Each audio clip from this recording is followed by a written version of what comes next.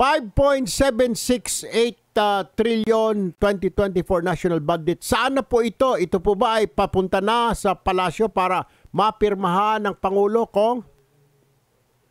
Yes, Kong Erwin, December 20, 3:30 p.m. Pipirmahan na po ng Presidente Bongbong Marcos itong budget po natin. Alright.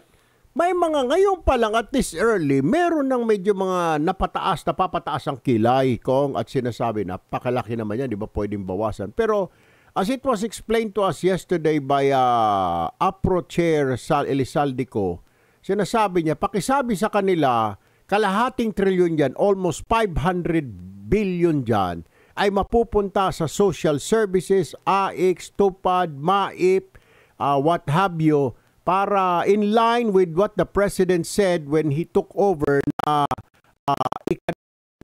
recovery from pandemic at para makatulong sa babayan natin maibsan itong kahirapan. Is this correct, Congressman Tiangco? Sir, can you explain? Okay. Number one, Kong Erwin, siguro dapat maliwanag na sa ating mga kababayan yung sinasabing malaking budget. Opo.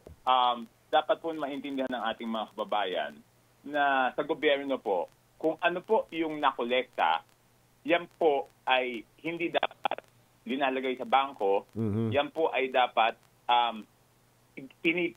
ginagastos. Hindi po yan dapat tinitipid. Kasi kung ano po yung gobyerno, dapat po yan ibinabalik sa ating mga kababayan in terms of services. So, yun po yung number.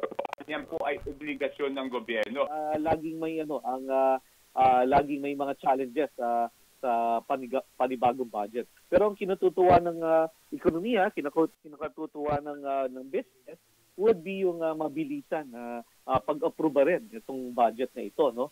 Ano nakaraan usually delayed, ngayon medyo on time, no? Eh yung key features na sinabi nyo ay nakafocus nga sa infrastruktura, sa edukasyon, social welfare, health and agriculture, na talagang yun naman ang tingin natin na kailangan i-prioritize, lalo na galing pa rin po tayo sa isang pandemya. Okay.